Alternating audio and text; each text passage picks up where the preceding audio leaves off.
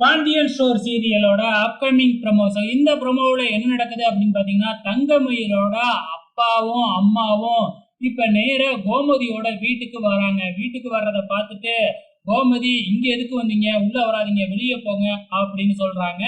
நாங்க எதுக்கு வெளியே போகணும்? உங்க பையன் என் பொண்ணை ஏமாத்திட்டு இன்னொரு பொண்ணு கூட ஊர் ஃபுல்லா சுத்திக்கிட்டு இருக்கான் அப்படின்னு சரவணனை பத்தி தப்பா பேசுறாங்க. உடனே அங்க வர்ற நம்ம சரவணனுக்கு கோபம் வந்து தங்கமயிலோட அப்பா கன்னத்திலேயே பலார் பலார்னு அரைஞ்சிடுறாப்ல.